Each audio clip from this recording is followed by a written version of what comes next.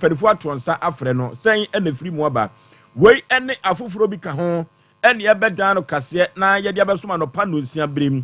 mi amaje bre ede kase yi ede ebrewo edi amaje so eye osey ya aboaje oforisuo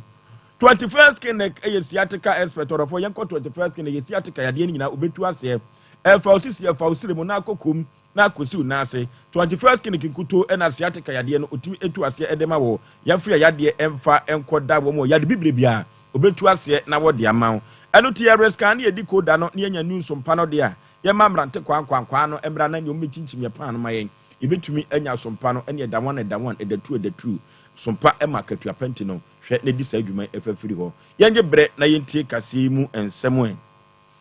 ebeye mfiem pinu ene edu enkron ena enkane dwemtani ema NDC amanyoko no Samuel Fosu Ampofo ene communication officer Anthony Kwakubu ahe na wonsam ni tape bi apiapia bonten wo mkobo bi omkodi ye no na kire so omayo madwene sa aben yemfi taduku obebo akire wo no obetu oban no de agu ene ansam dodo no a ena na ewo tape nim na sa tape no mu ensem no na omayo omadwene se wo beko ati omanfo pa na omanfo wo beko ati wo no ene dwentani ema electoral commission no je mensa na ena sabre no Professor Emmanuel Asante wono ena oye dwentani ema Christian Council na omubeko ade atia wo mo na ne ensem we ko tape num no na nya asam keto akra na wo hwe na nya manyosam ena de omba foreforim ena omuhwehwe yie kra no asabre ku no ko afiase kra ko nya mai eno mu ena aba foforo ya wo ba ye no esa na asem no eda so wo court na ekoba na ne eda bia wo mokro na ne ye hwe no mapa asem no pomasi bre no aban ne ba ye wo so asem no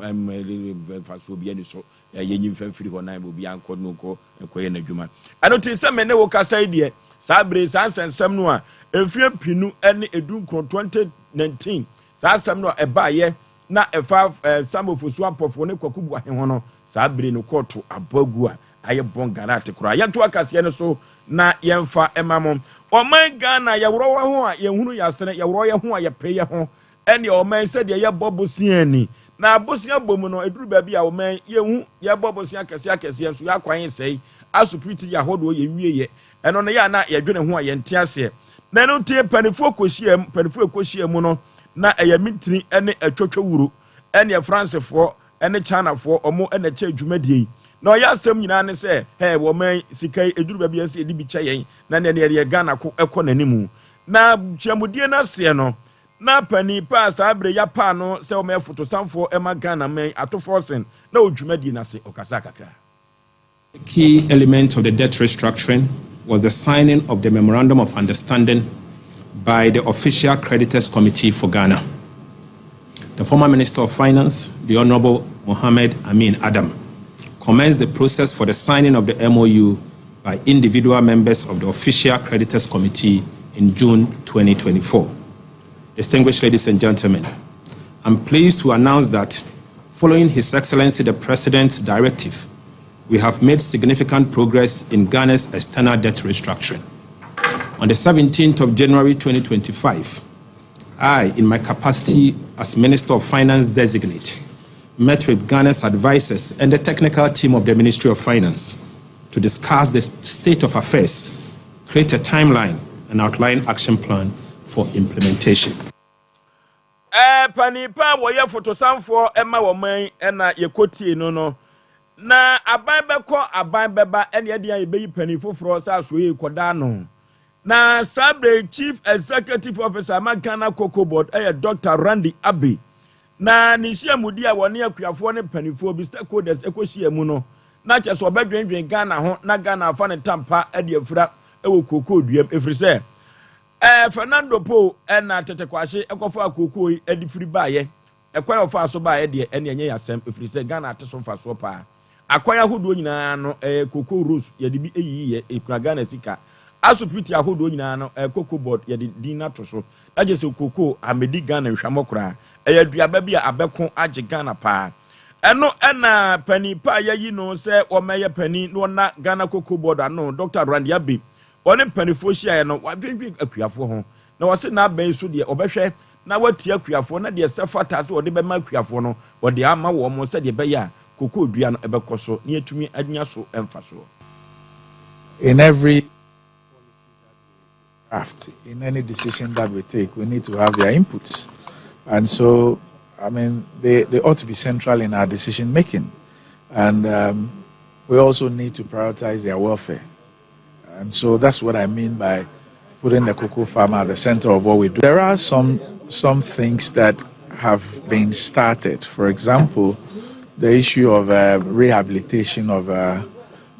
some of the farms. We need to intensify that. We first of all need to fully understand what is going on and to intensify it as well. We need to work together with the farmers to see how we can increase that.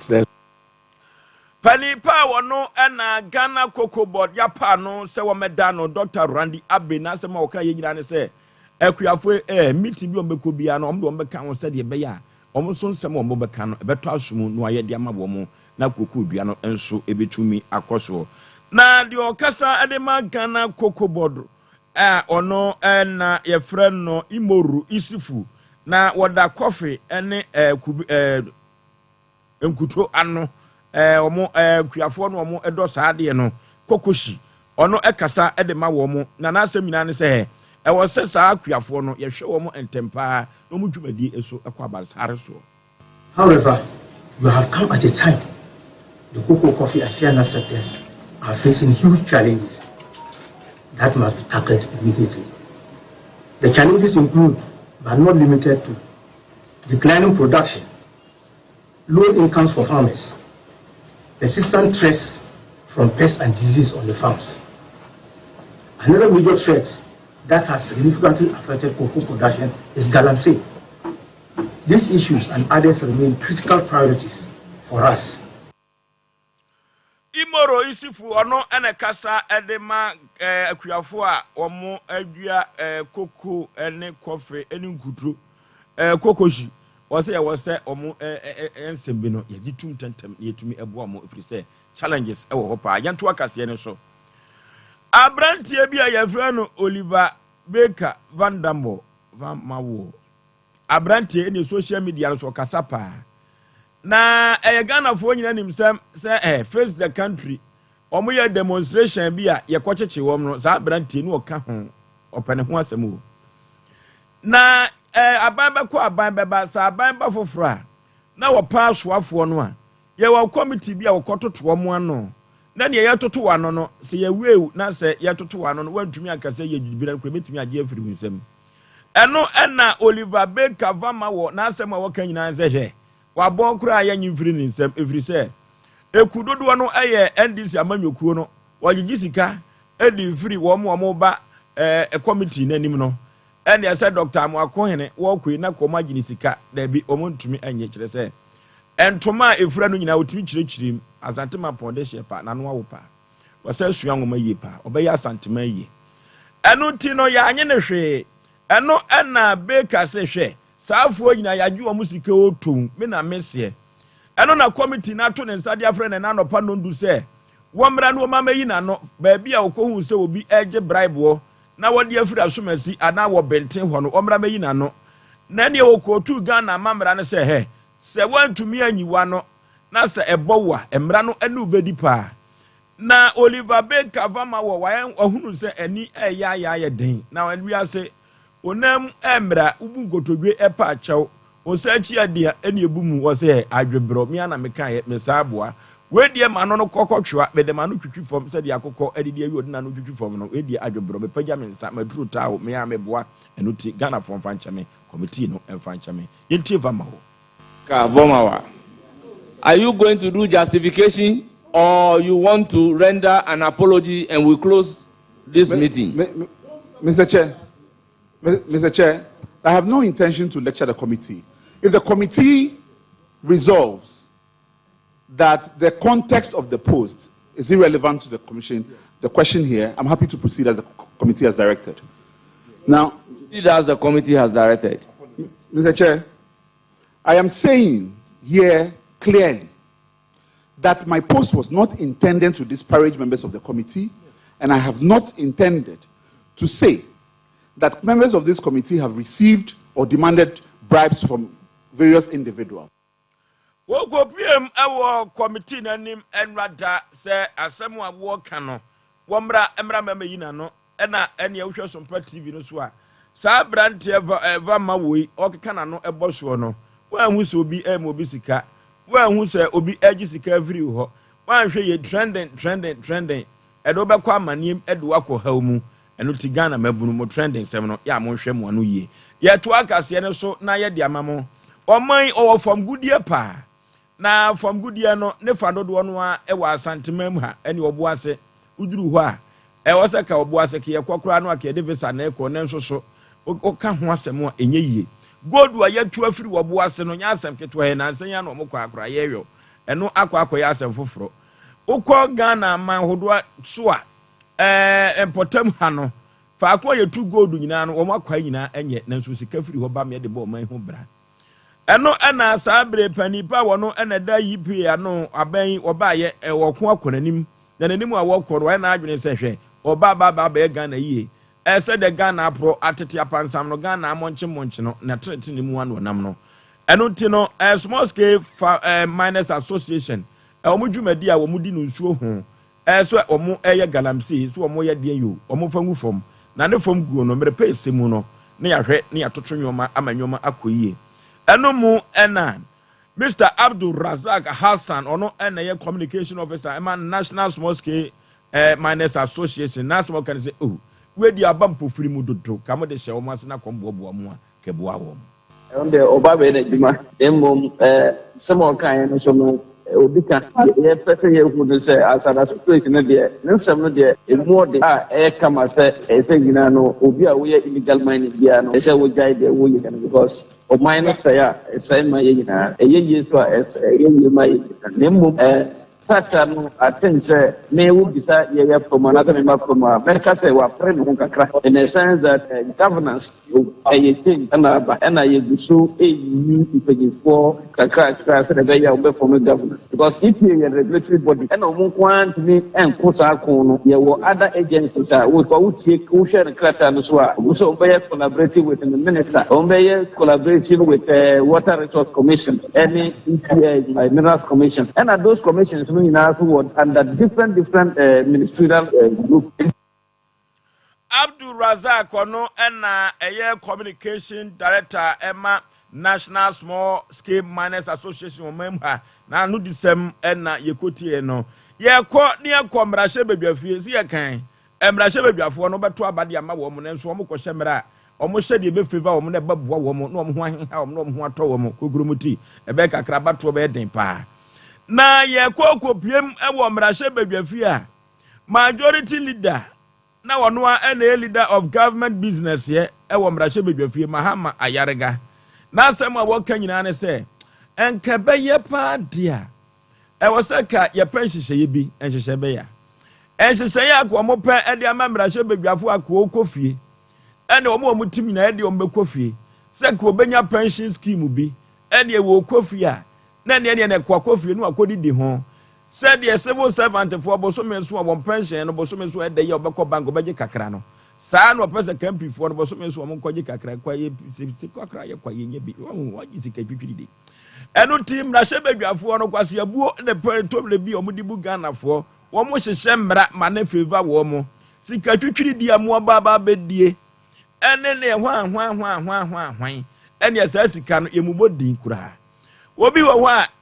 opa ne ho a ohun na sene eno so obeye mrahye badwani a ofie won kran ofie okumase ene mani tua MP bi a menim no ene efie a wakukura si ba bi a mani tua nya asem keto akora anka wote na brochira konya sika no eno ti samra we no no mpeso omkohye se de beya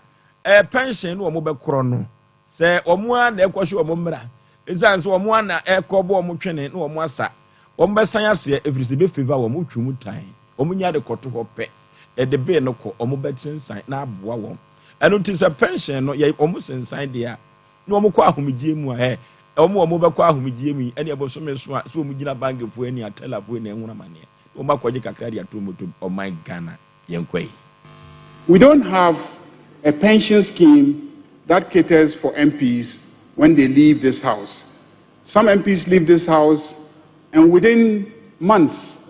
sometimes not years. Most MPs leave this house, and within a very short period of time, when you meet colleagues outside this house, they are in a very miserable and deplorable state. And sometimes, whilst here, out of our meager resources, we will have to be extending support to our colleagues who unfortunately couldn't make it to return to this house. Some parliaments have mechanisms and schemes that they use to support parliamentarians. And so we are looking at establishing a committee of this house. Panipa ye kotie nu majority leader ekudodo no e wo mrache bebiafie no ndc amanyuku no wono a NSI government or that leader of government business ano Mahama Ayarega ensem we wo kikan Ghana for sisi amponi o rechejo bebiafo mo kwhye mra na favor wo mo pension scheme no manje no medi sika twitwiri de nyina nsomo asemo yeto akase no so ye de ani kirem e wo Kantamanto woman obi anhu de ya na esie report bay na ya no mo de ba ene obete na ahehye obete na ahehye dodo no a ehye no so eye Ghana dwaso na ya na mpempi no ehye na ya no manfo etai ka se adwadifo no kwagege bosen a na se twifa wo mso na ma certifier eno de ya allege eno mu na de wani akirem awo Kantamanto a eja eto odwane mu no sabre no ye pa ye ho a ye hu yasene na ye hu kwan a edwai efa so hyeye se eye UCG na kwai bi so no wo ye bi ekabo mu electricity wo ya na kabo mu emadwai ehyeye na fire service for kura no report to bay eno mo so ede ba eno mu na sabe executive member ema Kantamanto disaster interim committee no ekis buache ede ababa betu dwa se mo be hwehwemu ma papa no wahwe kwan a edwan fa so hyeye na ya penpo masibire ampa edwan hye na ha na o light off say your pon 6 o'clock na yetumi yo gate ha yo street wa enti boss 6 o'clock e dum kan ye bia o ha bia aha na me no ka say electricity ba ko pa control oyes ni nyina yetutu gate mi o security o mo ye nuane no so ya mo bia ate ase se obe no aduane afi ba bia wo na wo dia ba dum ha abeto eno pa won so a ye yi ba bi pote dia ma e wo mo ye aduane nyina wa akire ha obusa se okoto ba fo ma o mo nyina o ba bi fa Kantamanto na yekoye no na sabre edwa hyeye no yehu ekwan edwa no efa so hyeye efiri se omopon omotutu bibiem obi adundum ne nkania ene ne progo na so ekwan be ne fa so hye no ne mpanifo ebehwe ne hu kwan a fa so hye ne apene pomasibre panimu a ekotie nu eye Ekins Boache Mensa ono na disaster interim committee no oka ho bi na yekotie no ha ene brebe ma yede anopa no nsia kase ede asi na asante yebu a Benedict ono na etworoye na menya kwan ebekenkan ede emamo akwasu asomu asudela menwa ba no chichi fidie mama no pe kuku a wada onsode na hwa na woda anim azuka asafo bema hoden na hoden wo soro pa oni twafo na owo adwuma mpa ono na chichi fidie man no na koba jasi simprimu bema eni Davidie omo na ema mebeto TV no so boya manfo ehwe me ewo omam eni achichide ne pinche ye nyina mi ameje bre ekeka kase ede mamo edi ameje so yo se ya aboaje 19 fosu me mamu nyina mu eni tia ade na yeso de akoy o ma hene ya dubuache obema wiase nyina ache eno tie nyu afidie no emfamfiri ha ene pa ewo sompa eno tie ubenya akatua pa